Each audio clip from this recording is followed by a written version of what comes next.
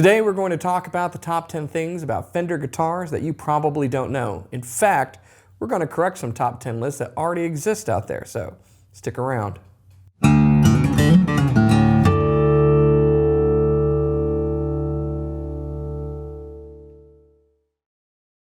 Hey, you're watching Alamo Music TV. My name's Chris McKee with Alamo Music Center in San Antonio, Texas. You can find us online at alamomusic.com. If you're new to our channel, make sure to subscribe, turn on notifications, and like our videos. If you'd like to support this channel, head to our Teespring store located below the video and in the description as well, and order some of our cool gear that we design ourselves, like our new Stranger Strings or Laundry Day t-shirts for all of you guitarists out there to love. Today, as I mentioned, we're going to be talking about Fender guitars, more specifically the top 10 facts about Fender guitars that you probably don't know. And some of these facts are actually things that have been reported incorrectly before. So we're going to set the record straight, 10 through 1. Let's go ahead and get started with number 10. Number 10, from humble beginnings. Fender actually started as a repair company. Leo Fender had a company where he was repairing radios, PA equipment, and musical instrument amplifiers. While he was repairing these, he really began to see some flaws in the designs that were taking place in the musical instrument amplifiers and felt that he could basically make a better product. And so he started out producing better amps, which he became famous for. He also did it as a means of making more money, seeing that there was a lot more profit to be had in manufacturing than in service. Number 9, the Hawaii connection. Despite not being a musician himself, Leo Fender was an avid fan of music, specifically at the time, Hawaiian lap steel music that was sweeping the nation. So one of the first products that he sought to create and market was a Hawaiian lap steel guitar with an amp. They were sold as a package starting in 1945. Now, one of the things that's often glossed over or not fully understood is the reason for Hawaiian music's popularity during this period of time. The reason actually has a dark history behind it. After the United States kind of took over the government of Hawaii and it became a nation, Native Hawaiians were prohibited from engaging in a lot of traditional aspects of their culture, namely dancing, surfing, singing, and music. As a result, a lot of Native Hawaiians left the islands and came to the mainland in order to perform their music, their dancing, and so forth. And this led to a lot of people who had not previously been exposed to Hawaiian culture falling in love with it, with things like slack key or Hawaiian lap steel playing, hula dancing, and so forth, which then spurred tourism to the Hawaiian Islands. And thankfully, a lot of those practices were, or laws were repealed, and we were able to reinstitute a lot of the culture that we love today. Incidentally, Fender, despite being a privately owned corporation, has a major stakeholder in Servco Pacific, which is a company based in the Hawaiian Islands. Go figure.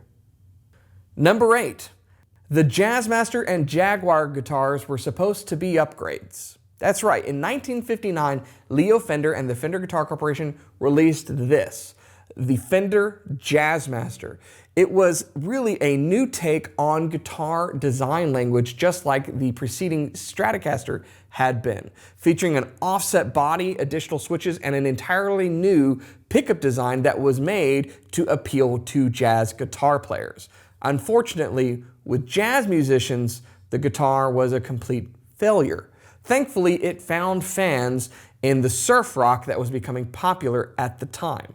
Its later successor, the Jaguar, was also introduced to be an upgrade, a top-of-the-line model, but once again failed to have any market traction whatsoever. Thus, at different points, both of the guitars were discontinued, only to be reintroduced later, thankfully, because they are models that many musicians like myself have grown to love. Number 7. The Telecaster and Stratocaster name primarily come from the pop culture at the time of their release. That's right. In fact, if we dig a little more into the design, the marketing, and release of the Telecaster, we'll learn a little bit more. Initially, The Telecaster was the Esquire, a one pickup model with the very same single kit design. It was later expanded to two pickups and called the Broadcaster for the broad range of sounds that you were able to get. But unfortunately, the Gretsch company had a drum set called the Broadcaster at the time, and so Fender was forced to change the name of the guitar, which resulted in the Nocaster. Basically, the name Broadcaster being cut from the labels that were affixed to the headstock for a period of time until a new name was developed. Now, there was not a lawsuit per se, but perhaps it seems that one was hinted at strongly, and so Fender changed the name to from the Broadcaster to the Telecaster because of the Gretsch product. Incidentally, there is a guitar coming out this year to commemorate the launch of that guitar, and they've gotten permission from Gretsch to call it the Broadcaster. Nevertheless, what became the Broadcaster what became the Telecaster is what we know today. The name Tele actually comes from television. That's right, that was the peak technology that was coming out at the time in the early 1950s. 50, 51, 52 is the time frame that these guitars are being developed. So television, which is kind of normal and almost blasé in the age of streaming, was the cutting edge technology of the time, just as the Stratocaster got its name from the stratosphere. During the atomic age, which lasted from about 1946 to 1963, space exploration, atomic power, all of this was part of the zeitgeist in pop culture in the United States. And so the idea of a guitar that could reach the stratosphere where rockets might fly was all part of the marketing, with its sleek contours and newfangled contraptions like the tremolo vibrato that the guitar exhibited. So there you go, that's where the names came from. Number 6, a television giant moves into musical instruments. In 1965, Leo Fender sold Fender to CBS, also known as the Columbia Broadcasting System. 64 Fender Stratocaster in classic white with triple single coil pickups and a whammy bar. Pre-CBS Fender corporate buyout. That's right, CBS, the network that is still around today, serving up reboots of all of our favorite shows from the 70s, 80s, and 90s, things like MacGyver, Hawaii Five-O. Hey, Hawaii, there's another Hawaii connection. Anyways, as well as Star Trek behind a streaming paywall. They were in diversification mode, buying all sorts of companies and properties back in the mid-60s. Prior to purchasing Fender in 1965, CBS had actually purchased the New York Yankees for less money, it turns out, than they ended up paying for Fender. Now, Fender was not the only musical instrument company that CBS purchased at the time. In addition to Fender, they also purchased Fender Acoustic Instruments, Fender Rhodes, Terrafin, Cleftronics, Randall Publishing, VC Squier, Electro Music that made Leslie speakers, Rogers Drums, Steinway Pianos, Gemeinhart Flutes, Lion and Healy Harps, Rogers Organs, and Gulfbrisson Organs. Weird. So we could effectively still have like NCIS, NCIS LA, NCIS New Orleans, NCIS Fender, if they still owned the company. Number 5, the CBS era means a decrease in quality. It's pretty much well known by those in guitar circles that any CBS era Fender tends to suffer from quality issues compared to guitars made prior to the sale. I'd raise the bridge, file down the nut, and take the buzz out the low E. God, I love this woman.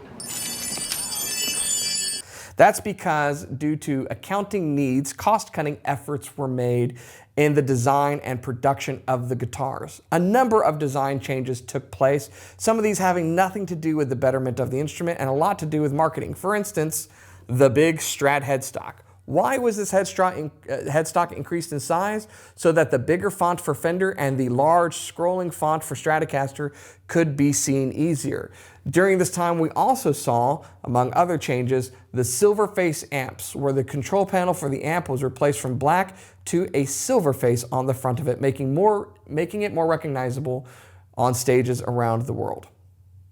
Number 4, good things come out of the CBS era. Yeah, you heard it right. Despite the fact that the CBS era, as far as ownership of the Fender Corporation, is seen as a really kind of black mark on the history of the company, there were a number of changes and innovations that took place, as well as models introduced that were seen as positive and continue to this day. One such thing on the Fender Stratocaster is the 5-way selector switch. That's right, the 5-way selector switch did not exist on the Stratocaster prior to the CBS era. But there were a number of musicians, like George Harrison, among others, who would take things like paper or toothpicks to wedge in to the switch in order to get it to sit in that particular place so you can get those out-of-phase sounds that we love on the Stratocaster in positions 2 and 4. It's interesting to kind of think about the fact that one of the things that we really love Strats for wasn't around in the golden age of the instrument. Some other improvements that were made were things like microtilt. So on the 3-bolt neck pattern that we're seeing on 70s guitars, microtilt adjustments were made so you didn't have to take the neck off to shim it to change the angle. Now, admittedly, because of the poor quality at the time, a lot of those guitars suffered from issues with that feature. But the feature itself wasn't a bad thing and continues on most of the US-made guitars to the present. Other things that were introduced during the CBS era include a number of very famous and loved Telecaster models, like the Thin Line, the Deluxe, the Custom, guitars like the Starcaster, wide-range pickups made by Seth Lover. All of these things came during the CBS era. And lest we forget, famous guitar players like Jimi Hendrix were playing big headstock Stratocasters at Woodstock and other places in the late 60s and 70s. These were not vintage instruments, they were brand new and they could make them sing. So let's keep that all in mind when we think back to the CBS era. Number 3, old is new again, but it's better this time around. So, recalling those instruments of the CBS era, mid-60s through the 70s and even the 80s, a lot of those instruments fail to fetch a premium price like the earlier instruments do on the vintage market because, as I said before, they are seen as lesser than. However, there are a lot of features like the ones I just named that are prized and loved by musicians. So Fender has, in its wisdom, started to re-release a lot of these instruments, like this that I'm holding here. This is a Ventera 1970s Stratocaster. It's got the big headstock, it's got the 3-bolt pattern, it's got the colors, the pickups, and so forth. However, these new instruments are really made to a higher standard thanks to modern technology, manufacturing process, and the fact that they're not counting all of the pennies like CBS was. So you could argue that we are getting a lot of the instruments that were designed in the 70s and the 80s, like the new HM Strat that's come out, but with better technology and better building practices than were available or being utilized at the time. Number 2, Fender guitars. You've been using them wrong. That's right. Leo Fender, as I mentioned, was a huge fan of Hawaiian lap steel guitar and Western swing. So a lot of his amplifiers and guitars that he initially designed for musicians were designed for that style of music. But that's never held any of us guitarists back. So guitar and bass players in the burgeoning rock movement started using their guitars. Eventually you had musicians like Jimi Hendrix just really stretching the limits of what the guitar was designed to do, and that continues to this day. Despite what a guitar might be made for, Fender guitars and others are routinely utilized for different things, different styles, different genres of music. Effectively, you can put this in the hand of any musician and allow them to make whatever sounds and tones they want to their heart's desire. It's one of the wonderful things about these very versatile guitars. Number 1, is Keith Richards largely to blame for the rise in popularity of relic guitars? Let's set the record straight. So the story of legend goes that the Fender Custom Shop and Keith Richards, he's a guitar player from this small British band you've probably never heard of called the Rolling Stones, that the two of them conspired to come up with relic guitars. The story states that Keith Richards had ordered a number of guitars from the Custom Shop, but when they arrived, Keith didn't really like the newness of them compared to the guitars he'd been playing. So he sent them back to the Custom Shop and said, bash them up a bit. And thus, legend was born. But it turns out this isn't really the story at all, but there is a similar story to it. So J.W. Black was one of the master builders early on in the 1980s in the Fender Custom Shop. Now J.W. has gone on record as saying the first time he saw a relic guitar, it was from a gentleman named Scott, let's see if I get this right, Baxendale. and it was in 1982. Scott showed him a refinished 52 Tele that had then been aged to look appropriate. In addition to this, JW says that there were a number of other times where relicing was being done. Stuff that he had done himself, even in the Sadowski shop in New York. Small little batches of reliced or aged guitars, as they were calling it, were being produced. Now fast forward, he's working for the Fender Custom Shop, and in comes Don Was, who was producing a record for Bonnie Raitt and would be performing with her at the Grammys. And he wanted his Fender bass to look a bit worn.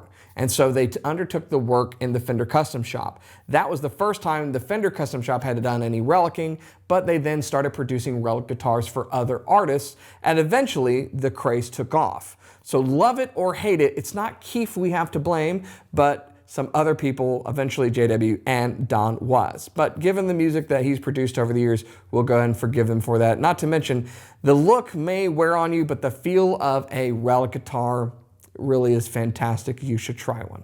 So that sets the record straight, and that's your top 10 facts about Fender guitars. Comment below and let us know, did you know any of these facts prior to this video? How about the correlation with Hawaii? There's something weird going on there with Hawaii, Fender history, rock and roll. Perhaps we have the volcanoes to blame for it all. I don't know, but let us know what you think below. We hope you enjoyed this video. If you're new to our channel, make sure to subscribe, turn on notifications, like our videos, and keep coming back for more. At the end of the day, the best guitar, whether it's reliced or not, is the one that you're making music on. So keep doing it, and we'll see you next time.